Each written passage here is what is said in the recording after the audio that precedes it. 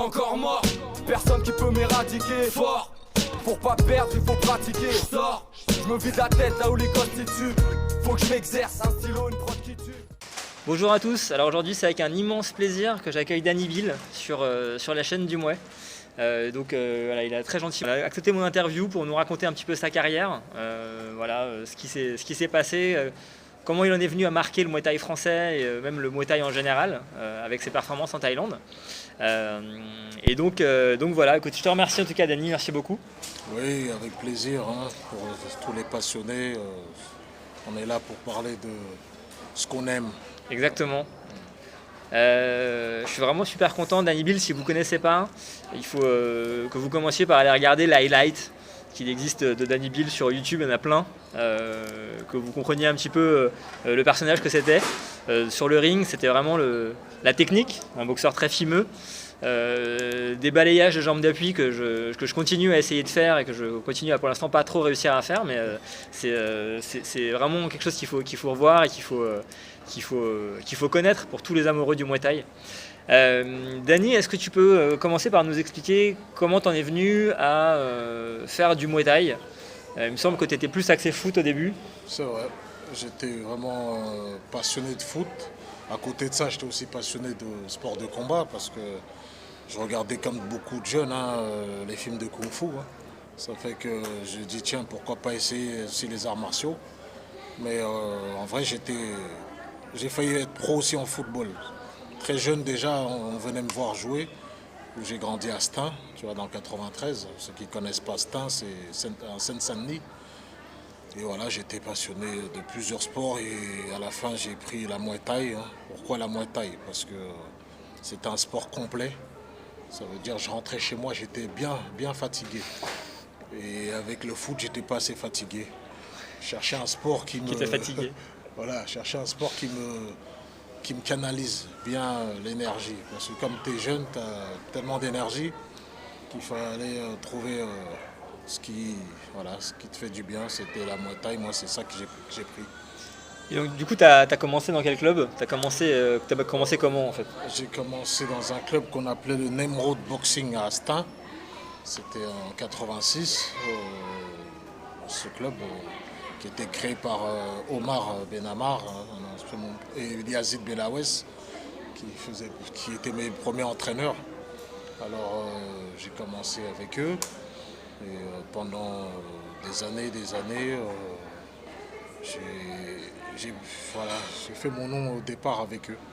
T'es resté combien de temps dans ce club? Dans le club jusqu'à 95, je crois, 94. Donc une dizaine d'années. Ouais, 95. Ouais. Un peu moins, 9 ans.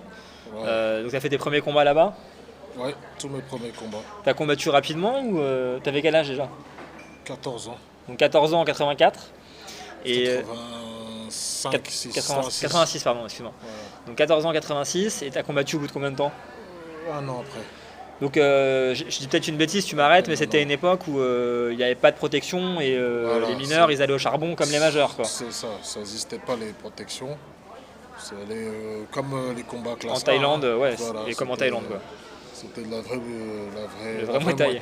C'était ça aux années 80.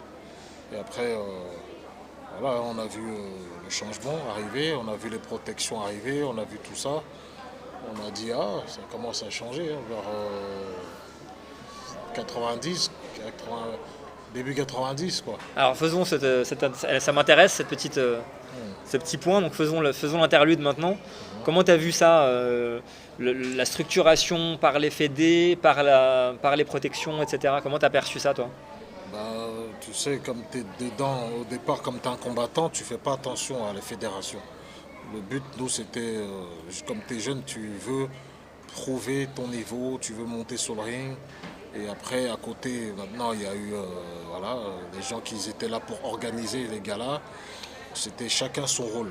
Alors maintenant, c'est vrai que la Muay Thai, elle aurait pu aller encore plus loin si ça aurait été bien géré par des personnes qui sont vraiment passionnées.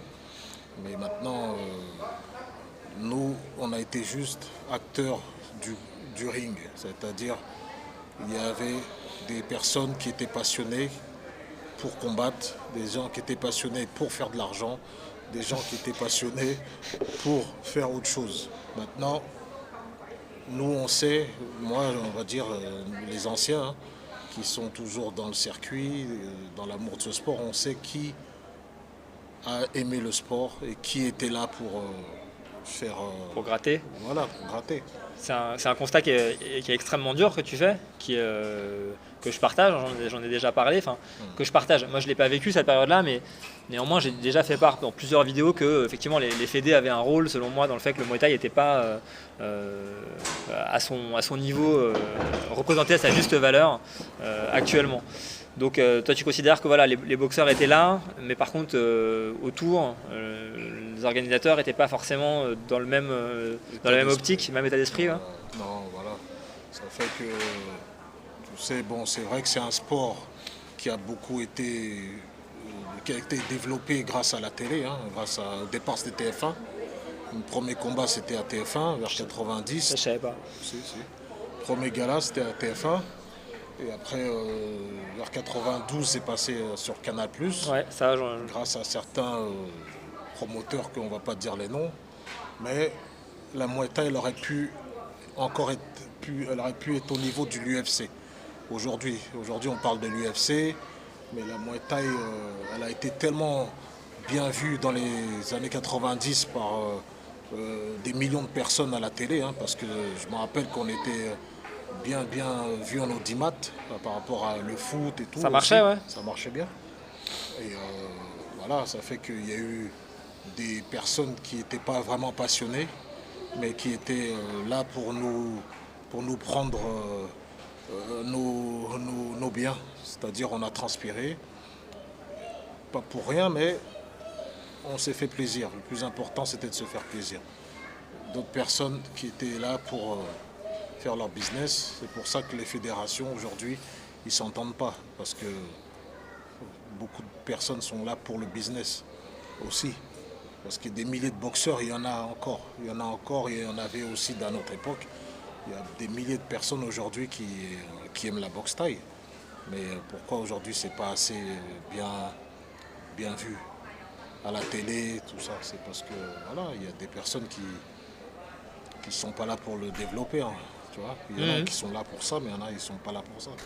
C'est pour ça que le but, c'est se faire plaisir. Ok, donc en fait, voilà, tu considères que des gens ont fait passer leur intérêt personnel avant l'intérêt du sport en général et que ça nuit vachement en sport. Voilà. Personnellement, j'ignorais qu'il y avait déjà eu du Muay Thai sur TF1. Je ne savais pas du tout, pour moi, c'était les années Canal+. Je n'ai pas connu avant. Mais c'est fou de se dire ça. Enfin, personnellement, je trouve ça hallucinant.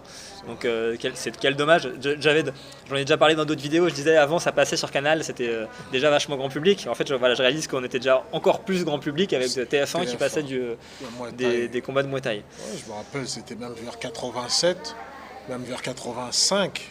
Il y a eu des galas hein, organisés par Pachi, Roger Pachi, qui faisait des galas à TF1. Il y a beaucoup de documentaires, même sur TF1. Moi, je me rappelle, j'avais assisté à un documentaire vers 91 ou 94 aussi, qui passait à TF1. Sur TF1. Et même des passages même sur Stade 2.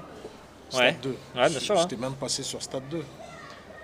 Donc on a eu un retour en arrière colossal en fait, en une vingtaine, trentaine d'années quoi. C'est ça. Alors, ok. C'est ça. On est là pour se faire plaisir. Et après, on est là pour se faire plaisir. Ouais.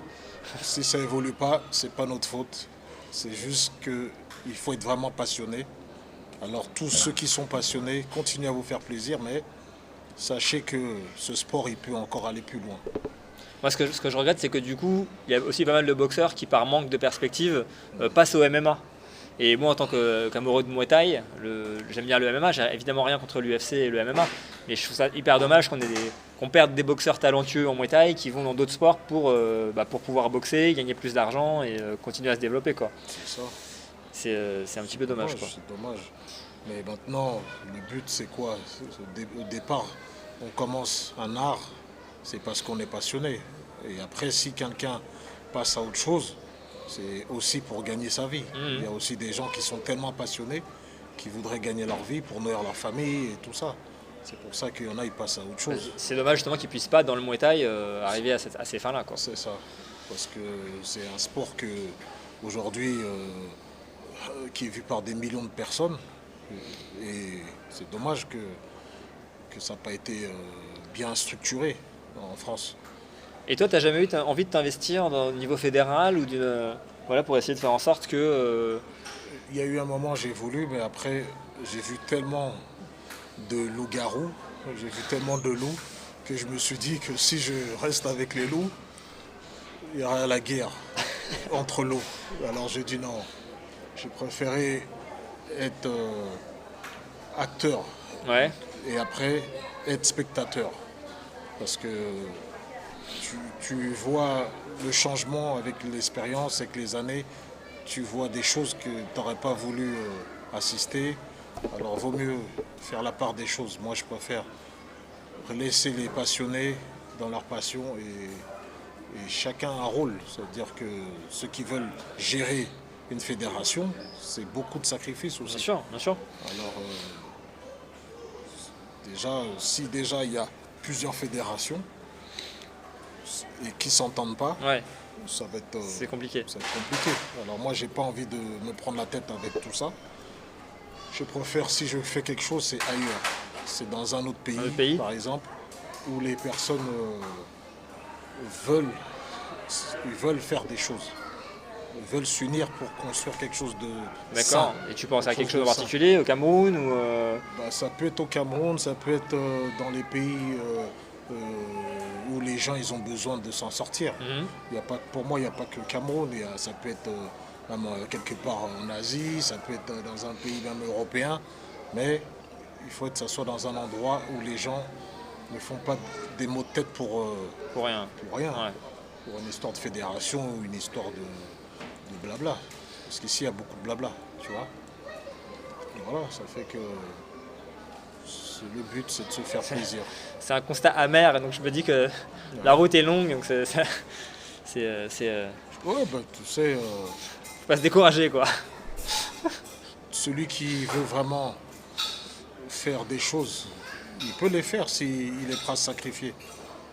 Maintenant, il y a des fédérations qui sont là, comme celles de certains, ils essaient de faire des bonnes choses. Mais maintenant, s'il y en a 4, 5 fédérations, ça ne va pas parce qu'il y a trop de champions dans chaque fédération.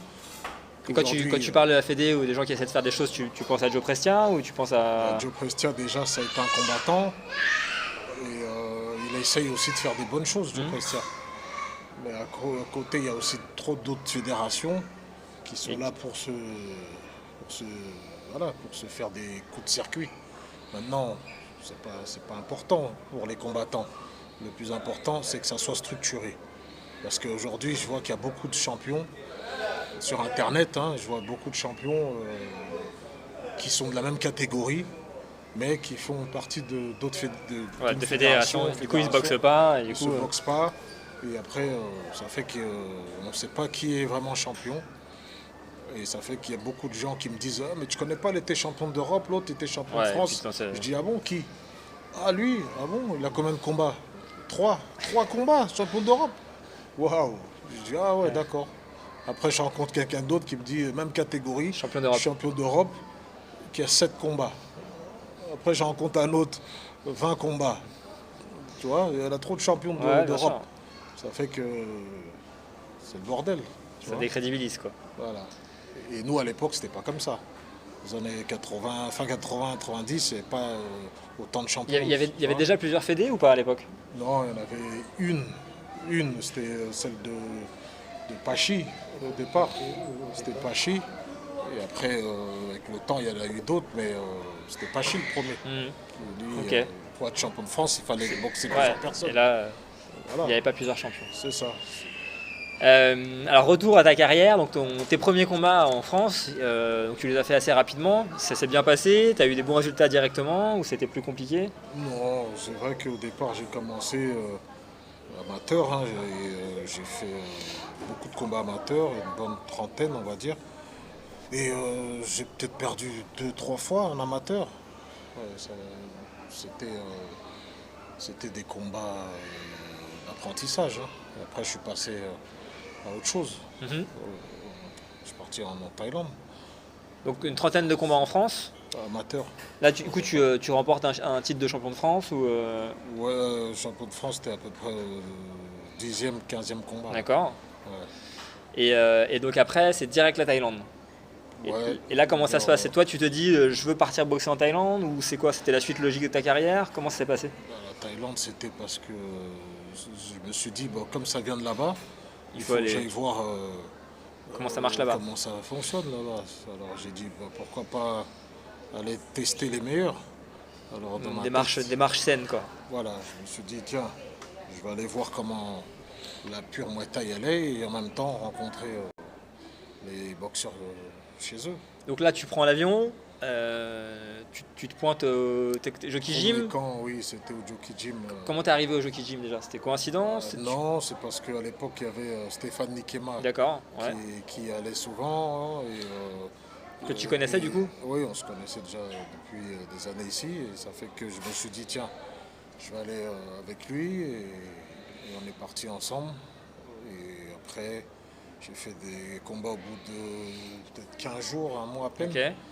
J'ai déjà boxé, j'ai fait quelques combats et je venais régulièrement. Jusqu'à qu'on me donne. Un jour, on m'a proposé de faire un championnat du monde. Hein. C'était peut-être. Un Ah, an. les combats dont tu parles, là, que tu as commencé à faire en arrivant en Thaïlande, c'était au Lumpini Non. ou pas c'était tout de suite. dans des. Au départ, non. Au départ, c'était dans les bars. Dans Ouais. les bars, tu vois. À Pattaya. C'était à Pattaya. C'était les premiers tests. Ouais. Parce qu'à l'époque, c'était beaucoup d'anciens champions. Ouais, bien sûr. qui Le mec, filaient. il est pas. Ouais. Voilà. et- Le mec, il est serveur, mais il est dans le bar, là, il a l'air de rien, mais le mec, il a 250 combats et il a 5 ceintures du Lumpini, quoi. Donc il est un peu rouillé, mais sur un malentendu, il t'envoie dans l'avion de l'ONU, direction Paris, quoi. C'est ça. Ça fait que j'ai fait mes premiers combats là-bas, qui se sont bien passés.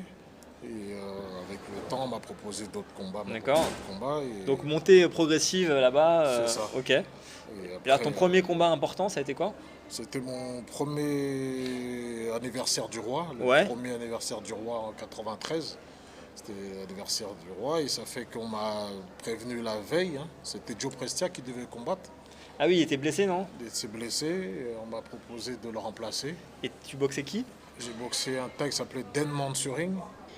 Et il y a eu 6 Européens contre 6 Thaïs. Ouais. C'était les premiers anniversaires du roi, le premier titre mondial en Thaïlande. Hein. Ça fait que j'étais pas prêt, vraiment, mais dans ma tête, j'étais prêt. Ça fait que j'ai vu tous les Européens se faire mettre KO presque, à part Ramon Bekers, qui avait perdu au point contre un Thaï aussi. Et je me rappelle, le 6e combat, c'était moi. Je me suis dit, bon, comme je suis pas prêt, peut-être que je vais aller à l'hôpital. Mais il faut que je tienne. Déterminé, quoi. Voilà. Ça fait que j'ai remporté le combat. Et c'était l'un de mes meilleurs souvenirs. D'accord. Pour toi, c'était Le le meilleur combat de souvenir. l'anniversaire du roi, il y a une foule énorme. Voilà, plus de 100 000 personnes et qu'on m'appelle la veille, Ouais, c'est ça. j'arrive le matin, c'est le je boxe hold-up, le quoi. soir, voilà, et que tout le monde me disait, bah, tu vas faire 2 ronds, mais c'est pas grave. Ouais. Parce que les Thaïs, ils rigolaient. Hein. Les Thaïs, ils ont dit, ah, il est arrivé ce matin. Je me rappelle, ils rigolaient, les Thaïs. Ils disaient, il est arrivé ce matin, aussi, il va aller à l'hôpital. Tu vois, je te jure, ils venaient tous, ils disaient, ah, parce qu'ils tous, ils se faisaient battre. Alors, j'ai dit, oh là là, je voyais l'autre arrive, la jambe cassée, l'autre. J'ai dit, putain, après, c'est moi, c'est chaud. Et C'est les pas Thaïs, bon, ils ouais. rigolaient. J'ai dit, po. Alors, ce que j'ai fait, j'ai bu du lipo. Ouais, ouais. C'est quoi l'hypo là? Lipovitane, C'est là, comme, non, je crois qu'on Voilà, ouais, c'est comme ouais. Red Bull, genre. J'en ai pris 3-4 comme ça. J'ai dit, oh putain, ça va être chaud. C'est J'en ai soit pris je gagne, 3, soit je 4. fais un infarctus, quoi. Voilà, c'est ça. Alors après, je me suis fait toucher. Il m'a touché au premier, 2 fois en plus, 2 fois. Premier round et j'ai su gérer les autres rounds et j'ai gagné au point. Et voilà, c'est à partir de là que. Est-ce qu'il y avait déjà l'importance des différents rounds? C'est-à-dire que les premiers rounds, bon, c'était moins grave, et par contre 3 4e ça se passait vraiment, et 5e on relâchait. Parce que- Non. Lui, le boxeur que j'ai boxé, c'était un moins mat. ouais, C'est les un- points. Voilà, c'était.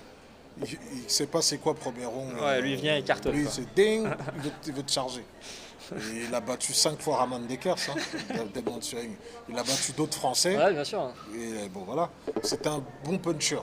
Et ça fait que comme moi, je me rappelle, j'ai su maîtriser ce combat. Parce que lui, je voyais qu'il voulait que faire les points. Et moi, j'aimais bien à l'époque boxer des gens qui avaient que les points. Parce que comme moi, j'aimais la technique, ça fait que je savais maîtriser ceux qui avaient que les points. Et voilà, ça fait que je préfère boxer les taureaux. Ok. Moi, je les appelle les taureaux. Ouais, bien sûr. Ouais. Parce que, Moins book, moins mat, ils avancent. Ouais. voilà, et moi, je préfère boxer les taureaux. T'imposes ta technique par rapport à la force, quoi. C'est ça. Ok. Ça fait que j'ai gagné au point. Et à partir de là, j'ai eu beaucoup de combats qui ont suivi parce que ça a fait. Ça a choqué les gens que je gagne Tu gagnes, ouais. le match. Donc ça t'a ouvert des portes en quelque sorte. C'est ça. Donc là, c'était quoi ensuite? C'était les premiers combats à Lumpini ou alors t'as eu d'autres combats Oui, après, j'ai boxé presque tous les 2 mois. Ouais. J'ai boxé presque tous les 2 mois à Lumpini, régulièrement. Donc ton promoteur, c'était qui? C'était Songchai, Songchai. voilà. Et ben, ça, c'était le meilleur à l'époque. Ouais. C'était le plus grand promoteur en Thaïlande, même en toute l'Asie, par rapport à la Muay Thai, c'était Songchai. Ça voulait dire que si tu voulais être reconnu meilleur boxeur, il fallait que ça passe par lui. D'accord. C'est-à-dire c'était, comme on va dire, qu'une fédération. Non, bien sûr, Tu ouais. voulais être reconnu champion du monde ou champion de Lumpini ou quoi, c'était lui le meilleur promoteur. Ça trichait pas, il n'y avait pas 5 fédérations ou 4 comme ici. Bien sûr. Ça veut dire que lui, il te donnait ta chance parce que eux pensaient que tu avais Que t'avais le niveau, ouais. C'est ça. C'est comme ça que lui, il voyait les choses. Et c'est comme ça qu'il a choisi à l'époque les meilleurs Européens à ses yeux. Tu vois, il prenait les meilleurs à l'époque, les Dekers, même Joe Prestia en France, c'était Joe. Il n'y avait pas beaucoup de monde qui avait le niveau. Alors ça fait que. Voilà. Et donc là, après, tu as enchaîné des combats. Il y a des combats particuliers qui ont été plus importants pour toi ou de quoi tu voudrais nous parler? Il y a eu des combats importants ici, même aussi en France. Ouais. C'est les meilleurs de ma catégorie ici, aux années 90. Donc là, tu étais en Thaïlande, mais tu revenais en France, tu boxais aussi en France. C'est ça. D'accord, des J'ai allers-retours. des allers-retours, ouais. Ok. Ça fait que. Et donc là, qu'est-ce qu'il y a comme fight qui t'ont marqué?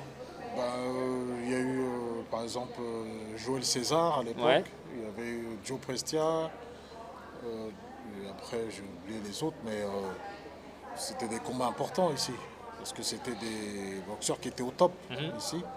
Et que moi, je montais. J'étais le boxeur qui montait. Ils avaient déjà leur nom. Ça fait que, en gagnant les matchs contre des noms. Ouais, bien sûr, ça fait grandir ta carrière et tu te fais connaître, etc. Mais j'avais boxé déjà aussi en Thaïlande. Oui, bien sûr, ouais. Donc Ça fait que j'ai vu tu affrontes le meilleur des deux mondes, quoi, on va dire. En quelque sorte. le but, c'est ça. C'est si tu es boxeur, tu veux faire un nom, ou tu te dis champion, on va dire, ou quelqu'un qui se dit qu'il est champion de France, ou je sais pas, champion de sa catégorie, eh ben, il faut que tu rencontres les meilleurs de ta catégorie pour dire que tu es vraiment officiellement le champion. Parce qu'aujourd'hui, on est en 2020, bientôt, il y a beaucoup de champions français qui n'ont pas le niveau, même européen, Ouais. mais qui sont champions du monde. Moi, j'en connais beaucoup. Tu veux dire des noms ou Ça, les noms, bientôt, ça sera sur les prochaines prochaine interviews. vidéo. Voilà. Parce qu'il y a beaucoup de champions que j'ai vu même être champions, soi-disant en Thaïlande, qui sont venus en France, sont fait battre par des Français. Ouais, bien sûr. Moi, j'en Ok. ai vu beaucoup. Alors, ceux qui le savent, il faut dire la vérité. Parce qu'il y a beaucoup de champions qui se disent champions là-bas. Ils viennent en France, ils se font battre contre des boxeurs qui n'ont jamais été boxés trop en Thaïlande. Tu vois ce que je veux dire? Bien sûr. Ça veut dire qu'il y a beaucoup de faux champions. Mais grâce à Internet, aujourd'hui, on peut les voir, les combats. On peut voir les combats. Parce que nous, à l'époque, il n'y avait Il n'y a pas Internet. il y avait Ouais. pas Internet.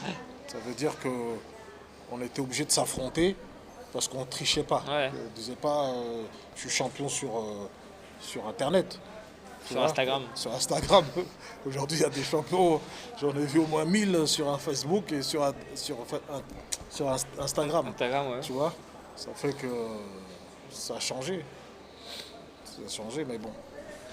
Est-ce qu'il y a des combats particuliers?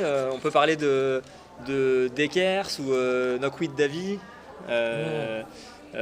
Si on commence Ouais. par Knockwood par exemple, Knockwood Davy. qu'est-ce qui s'est passé dans ce combat Knockwood Davy.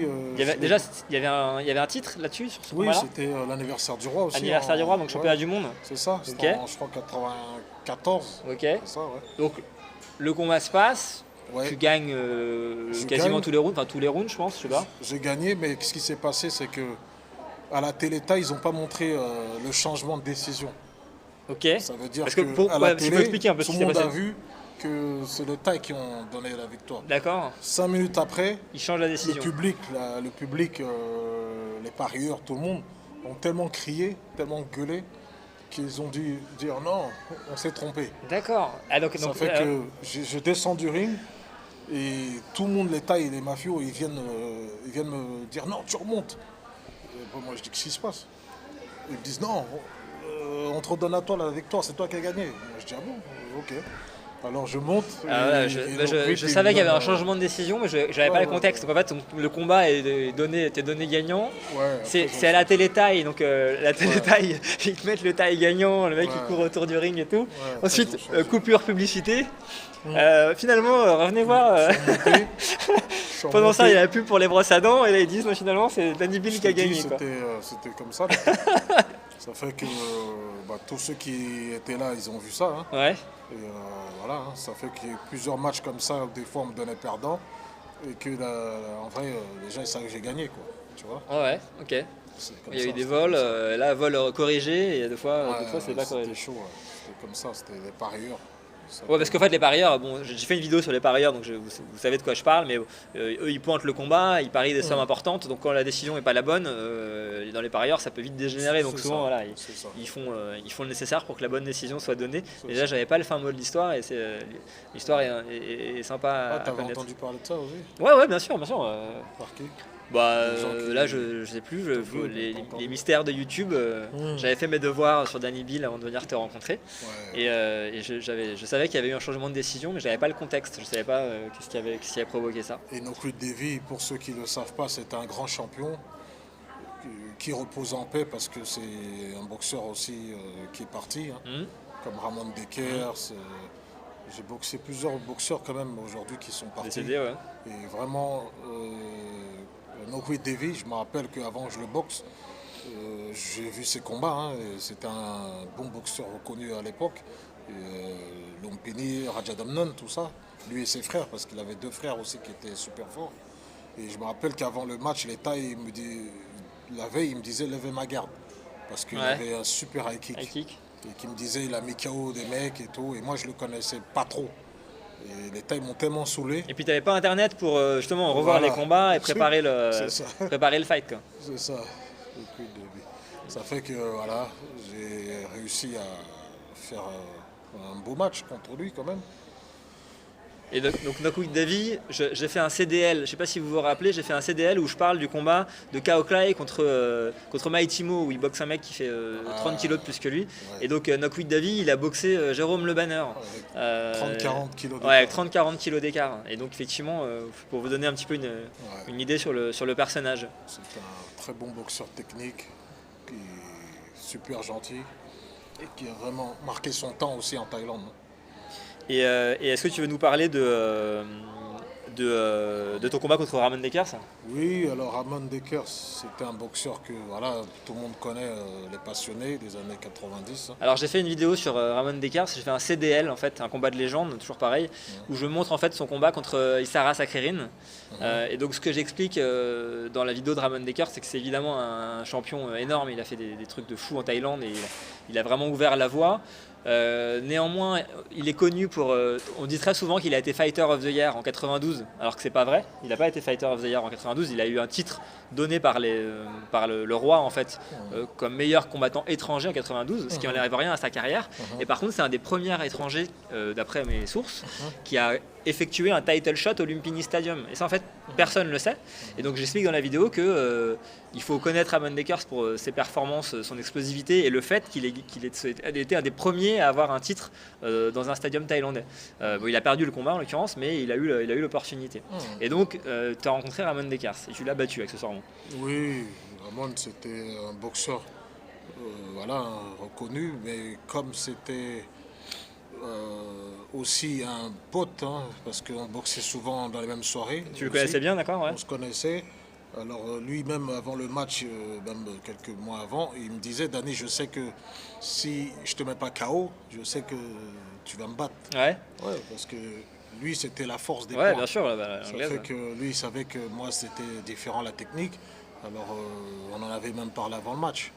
Tu vois, parce qu'on devait se boxer bien des années avant, ça ne s'était pas fait. D'accord. Alors, on s'était toujours dit que si on se boxait, lui, il savait que c'était soit mes KO, soit. Soit il perdait au point. Il perd. Ou, il perd. ou pas. Voilà. D'ailleurs, il est compté au 4e round, non? Oui, il est compté. Mais après, j'ai pas voulu vraiment accélérer. Si D'accord. vous regardez le combat, j'ai pas voulu accélérer. Tu sais que tu gagnes et donc tu. Oui, j'ai voulu en vrai jouer. J'ai voulu plus m'amuser que chercher un combat, un vrai combat, quoi. Si vous regardez le combat, j'ai même pas trop cherché à forcer. Parce qu'on se connaissait avant. C'est comme même contre Joe Prestia. Moi, je sais que s'ils le savent vraiment, j'ai pas forcé. À cette époque, j'ai boxé des boxeurs où je forçais pas. C'était juste je Fais ton je combat faisais et- mon combat ouais. sans forcer. Parce que si je forçais vraiment, je sais qu'il y a des boxeurs et ils n'auraient même pas tenu 3 rounds. Moi, je le dis parce que Ouais. Tu le penses vraiment, tu sais, je sais le niveau qu'ils avaient Ouais. et je sais la technique qu'ils avaient. Elle n'était pas solide par rapport à ce que moi je savais. Et alors, cette technique-là dont on parle, encore une fois, faut bien voir un peu les highlights de Danny pour, si vous ne connaissez pas le boxeur, pour voir comment est-ce qu'il se déplaçait sur le ring et l'équilibre qu'il avait et le coup d'œil. Comment ça t'est venu ça en fait? Est-ce que c'était inné? Est-ce que tu as travaillé voilà, en Thaïlande? Est-ce que c'était quand tu boxais en France, tu avais déjà ce style-là? Ça s'est peaufiné au fur et à mesure dans ta carrière? Oui, tout est travail, de toute façon. Ouais. La boxe, on ne peut pas tricher à la boxe. Tu reçois une droite, si tu reçois la bonne droite, le bon crochet, le bon coup de genou, tu peux tomber. Alors moi, ce que j'ai passé, j'ai tellement travaillé des techniques, c'était mes propres techniques hein, que j'ai même un peu inventé sur le ring. Parce que beaucoup de styles de techniques que je faisais, le style que j'avais, il y en a, ils ne l'avaient pas. Ça fait que j'ai fait des combinaisons en travaillant à l'entraînement. Et après, je l'ai mis en pratique pendant Sur le le combat. ring, ouais. Et ça fonctionnait. Ça fait que tout est question de De travail. travail et trouver des combinaisons. Je cherchais à faire ce que certains ne faisaient pas.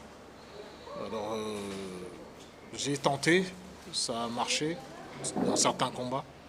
Et c'était le plus important, c'est ce que je me disais, j'ai dit allez, je vais essayer de m'amuser avec cet adversaire. Je le prenais comme un jeu d'échecs. Pour moi, la boxe était comme un jeu de dames, c'est-à-dire que je boxe comme un jeu d'échecs. Le but, c'est de marquer des points et d'être plus malin. De réussir à placer tes combinaisons et Voilà. sortir ta boxe, etc. C'est ça. Mais il y a des boxeurs qui étaient là avant moi qui n'ont pas marqué leur temps. Il y a des boxeurs même que je vois actuellement qui, pour moi, ne marquent pas la Muay Thai. Parce que la boxe aujourd'hui, je vois qu'elle est simple. Il n'y a pas quelque chose qui impressionne pour moi. Ça ne m'impressionne pas. Ok, c'est plus de corps à corps, moins de trouve- technique. Pour moi, aujourd'hui, je ne vois pas des boxeurs qui me font rêver. D'accord.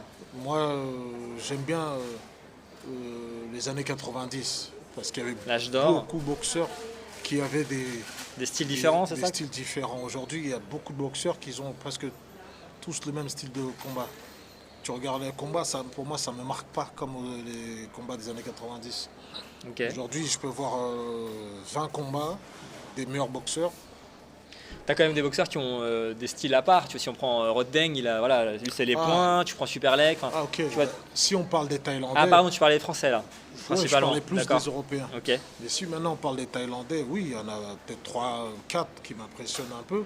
Mais les Européens, pour moi, il n'y a pas quelqu'un qui fait rêver. Moi, je ne sais pas, le public aujourd'hui, il va regarder des matchs de boxe thaï en Europe, en France surtout. Il n'y a pas de rêve. La salle, elle ne se lève plus comme nous aux années 90, par exemple. Nous, à l'époque, les gens, oh, putain, il faut que j'aille revoir ce match. Et maintenant, c'est que des guerriers qui vont se battre. que des pitbulls. Ils vont se battre, mais il n'y a pas de rêve. Maintenant, c'est chacun, c'est sa conscience. Hein. Moi, je vois ce que je vois, mais il y en a, si ça leur fait du bien, il n'y a pas de problème. Mais moi, aujourd'hui, ça ne me fait plus trop rêver, la boxe taille européenne, française. Les tailles, il y a toujours des guerriers, il y a toujours des bons... Et nos Français là qui boxent en Thaïlande, tu penses voilà, qu'ils ont leur place là-bas, ils ont développé un style différent, tu vois Franchement, moi, il n'y a pas de style différent pour moi. Ce que je vois aujourd'hui, je vois le niveau, c'est que des combattants, parce que comme tu fais un sport de combat, c'est un sport de combat, mais il n'y a pas de déception pour moi, ils ne sont pas exceptionnels. Ça fait que ils vont boxer, mais ils vont pas marquer leur temps pour moi. Tu vois ce que je veux dire? Ouais. Parce que dans 10 ans, dans 20 ans, on saura ça a été un boxeur, mais sans plus. Mais donc tu considères qu'en de manière générale, l'âge d'or du Muay Thai des années 80-90, c'est l'âge d'or pour une vraie raison et que finalement le niveau à l'époque était plus élevé? Oui, même en Thaïlande, ils le disent. Les Thaïs ils disent que depuis 2000, ces dernières années, il n'y a pas, à part certains qui sont peut-être rares, mais il n'y en a pas beaucoup. C'est quand j'ai commencé, c'est en 2001. Quand j'ai commencé la boxe, tout s'est arrêté. Tout le niveau s'est mis à dégraisser pile en 2001, le jour où j'ai mis les pieds dans une salle de Muay Thai. Non, t'es arrivé comme ça s'éteignait, la lumière s'éteignait. Mais tu vas la rallumer. Pas moi sur le ring. Pas moi sur le ring en tout cas. Grâce aux interviews, tu vas la rallumer. Et donc ensuite, la suite de ta carrière, tu as continué les combats. Moi j'ai assisté, j'étais pas dans la salle mais je l'ai vu en direct, ton combat contre Aurélien Duarte. Ouais, donc là tu te blesses. C'était au premier round, au deuxième round. Deuxième, ouais. Est-ce que c'était quoi? Il te manquait du ring? J'avais arrêté 3 ans. C'était un retour. 3 ans, c'était un retour. Et comme Aurélien c'était à 80 kilos, moi j'étais en 70. J'avais pris du poids. J'ai pris du poids. Je me suis dit, il n'y avait plus d'adversaires en France à cette époque-là. Et Aurélien c'était le boxeur qui montait, qui était au top ici. J'ai dit pourquoi pas faire un prendre combat du poids contre, et tu vas le prendre. Voilà, prendre du poids et tout ça. Alors ça fait que j'étais pas ma catégorie de poids de forme et voilà, j'ai eu le tibia péroné parce que voilà, c'était... T'en vois jambe gauche, jambe gauche et il croise son blocage. C'est ça, tibia pété, et ça fait que... Voilà, hein, c'est le risque du métier. Mais t'as reboxé après? Oui, après j'ai reboxé 3 ans après. 2006. Revenu quand même, ça je suis revenu parce que je voulais pas finir comme ça. Ouais, c'est beau. Hein. Alors j'ai fait quelques combats dans d'autres pays et après ici aussi, ici les Moulineaux. Je suis rentré dans l'organisation hollandaise, là, ça s'appelait Super League. Ouais. La Super League. Voilà. J'ai fait quelques combats pour eux. Et après, voilà, j'ai arrêté vers 2010, 2011. Ton dernier combat, 2011, ouais. Ouais, après bon, je suis passé à autre chose parce que il y a un temps pour tout, hein. Voilà. Et du coup, t'as pas de salle là, actuellement, t'as pas ouvert de salle? Non, disons que j'ai essayé avec certaines personnes. D'accord. Mais il s'est passé ce qui s'est passé. Maintenant, je vais voir quand on va à une salle exactement. Ah donc tu as ce projet-là dans les cartons, entre guillemets. Voilà. Parce qu'il y a beaucoup de passionnés qui me demandent de venir s'entraîner. Ouais. Voilà. Beaucoup de gens de l'UFC, beaucoup de gens qui veulent passer à l'UFC, de la Muay Thai aussi qui veulent passer, mais qui ont besoin de technique. D'accord. Parce que... Toi, tu vas nous prendre nos meilleurs boxeurs et tu vas nous les envoyer à l'UFC, quoi. Putain, je suis deg. Alors maintenant, ça fait que si maintenant la boxe taille elle est structurée, on va rester dans la pure boxe taille, il n'y a pas de problème. Mais si maintenant elle n'est pas structurée, on est obligé de passer où c'est structuré. C'est le constat qu'ont fait les autres, certains boxeurs avant toi et que je déplore, mais c'est compréhensible, quoi. C'est ça. Le combat le plus dur de ta carrière, celui qui t'a le plus marqué comme étant vraiment un combat dur, où tu es sorti marqué, où ça a été compliqué même stratégiquement, tu vois, selon ta perception, quoi. Pas forcément physiquement, mais même mentalement. C'était contre. Ça fait partie d'un des combats où j'étais blessé contre Satmon Cole. Ouais, Contre Satmon Cole, j'avais boxé 3 semaines avant contre un Hollandais qui s'appelait Peter Clay. Et il m'avait fait une côte fêlée. d'accord. Et ça fait que Tu as boxé avec une côte fêlée. j'ai boxé Satmon Cole contre. C'était lui qui était au top aussi hein, Ouais. à l'époque. Et j'ai boxé sans vraiment vouloir boxer parce que je n'étais pas à 100%. Alors ça fait que j'ai fait le match et j'aurais voulu refaire le match. Mais voilà, ça c'est parfait. Mais contre lui, voilà, j'ai boxé avec cette douleur et où lui il a vu avec son expérience. C'est pour ça que si a vous assisté. regardez le match, il me prenait au corps à corps. Parce qu'à distance, il ne pouvait pas me battre. Et là, après, corps à corps, il Après, appuyait. il a vu que c'est avec ça à faire. Et il m'a eu avec cette À stratégie l'usure, comme ça. par le corps à corps. Parce que je ne pouvais pas me servir du corps à corps. Et après, j'ai perdu de peu au point. C'est à ce souvenir-là. Après, il y en a peut-être d'autres, mais je ne me rappelle plus trop. Bah, c'est que c'est celui-là qui t'a le plus marqué, donc c'est une bonne réponse. Ça fait partie de... Voilà. Est-ce que tu maintiens des relations avec le Muay Thai, mais actuel, les champions actuels? Est-ce que tu les connais? Est-ce que tu les fréquentes? En France ouais. Ou en France ou en Thaïlande? Mais tu vois, nos stars d'aujourd'hui, que ce soit Rafi Boïk, Elias Mahmoudi, Jimmy Vienno, tous les autres. Je regarde aujourd'hui grâce à Internet. Hein. Mais tu les connais pas plus que ça? Si, je connaissais bien Jimmy Vienno, parce que comme il était amateur, je l'avais déjà fait boxer amateur. Lui-même, il le sait. Avant qu'il soit... aujourd'hui, voilà, il est bien reconnu. J'aime bien son style.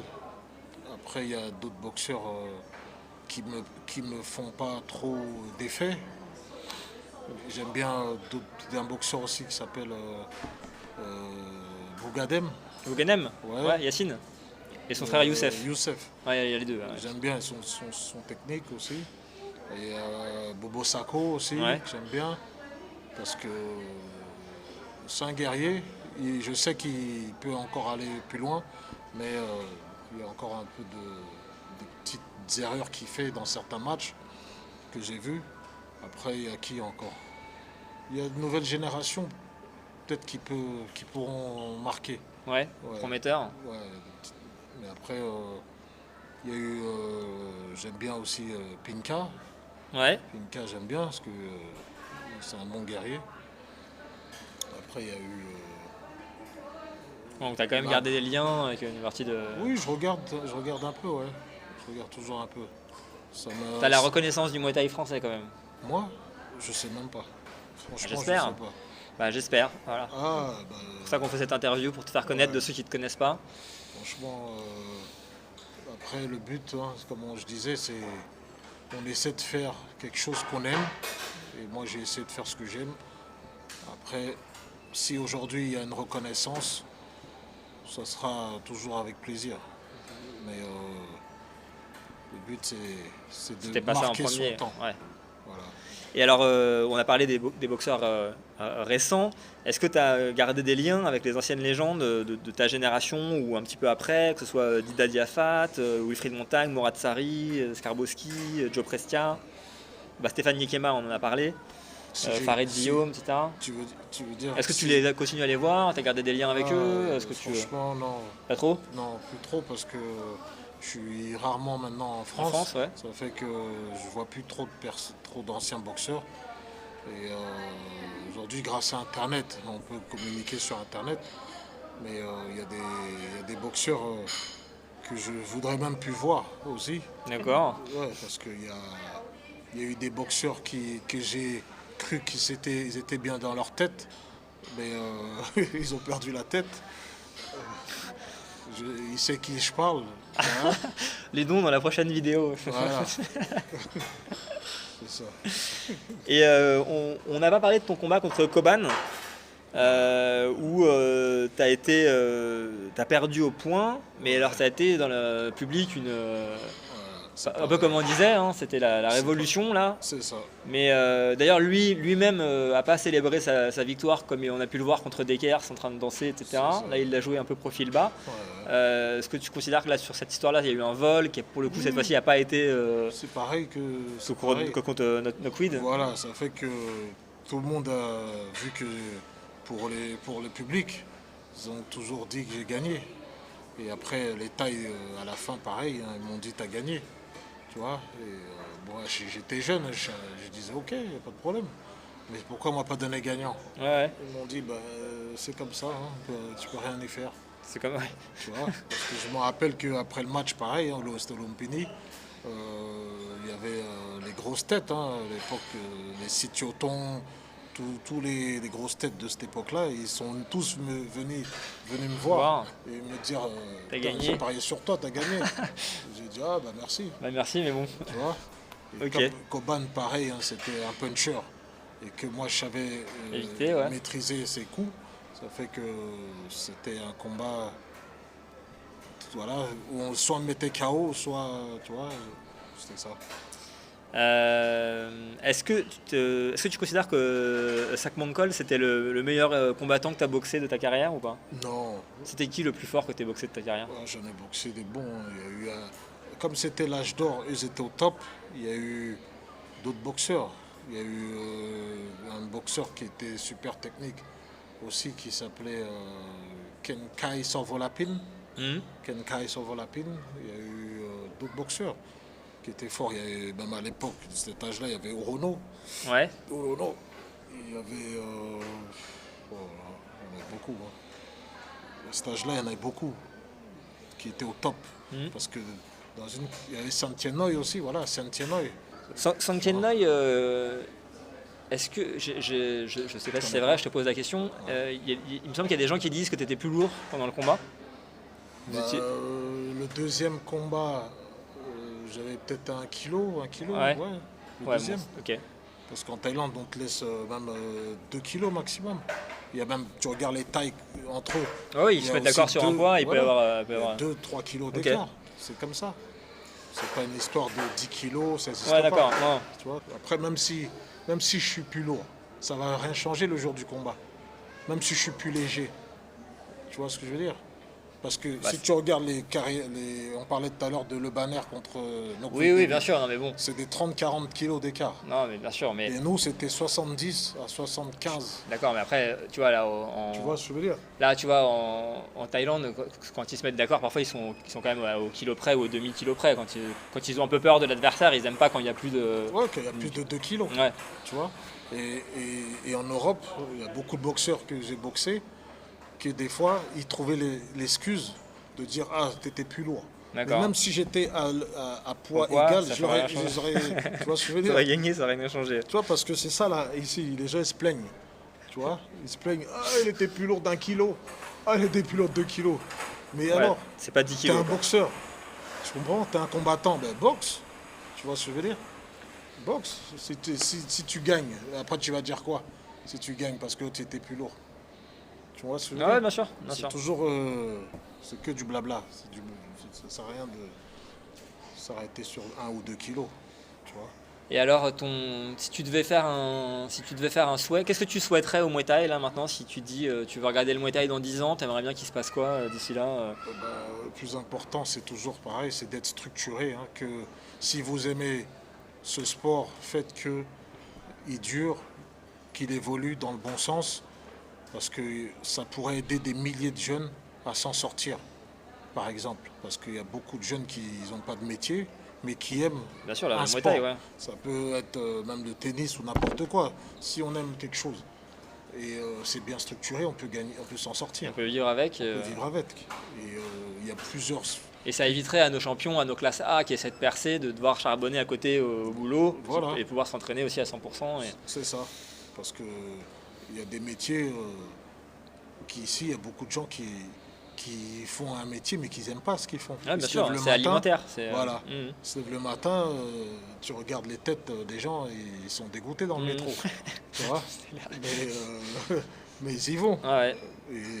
Et après, les gens ils se demandent mais pourquoi il y a autant de stress, autant de AVC, autant de maladies. Ça joue aussi sur le comportement d'aller travailler et t'es pas À heureux, contre-cœur, bien sûr. Hein. tu vois. Alors ça fait qu'il y a des métiers, comme le sport de combat ou n'importe quel domaine, où tu peux gagner ta vie et être à l'aise mentalement. Mhm. Alors ça fait que tant que c'est pas structuré, tant qu'il y a aussi plusieurs fédérations et plusieurs champions qui croient qu'ils sont champions, c'est pas bon. Ça Parce commence vraiment par la fédération. Oui, parce qu'il y a le- beaucoup de champions aujourd'hui qui croient qu'ils sont champions. Mais moi, si je leur dis la vérité, ils vont être dégoûtés d'avoir leur ceinture. Je te le dis franchement. Parce qu'aujourd'hui, grâce à Internet, bientôt vous saurez des choses. Parce qu'il y a beaucoup d'entraîneurs qui se croient entraîneurs et qui croient qu'il a le niveau d'être entraîneur parce qu'il a formé des boxeurs et qui croient que ces boxeurs sont champions. Alors qu'il y a beaucoup d'autres boxeurs qu'ils n'ont jamais rencontrés. Tu vois. D'accord. Et c'est Donc ça le défi. Tu considères que ça sort de la sphère du juste le boxeur qui se pense champion, mais même son entourage, son entraîneur, Ouais. etc. peut avoir les mêmes symptômes. C'est ça. Ok, j'avais pas vu ça sous cet angle-là, mais c'est intéressant. Ouais, bah, franchement, hein, Voilà, c'est- on en reparle dans la prochaine vidéo. il y a beaucoup de choses à dire encore. Bon, écoute Dany, on a parlé presque 1 heure. Ah, Je te remercie infiniment d'avoir accepté de me rencontrer, tout simplement. Il faut savoir que je contacte un peu les gens à la volée. Voilà, parfois ça marche pas. Ouais. Dany m'a répondu tout de suite, ok, pas de souci.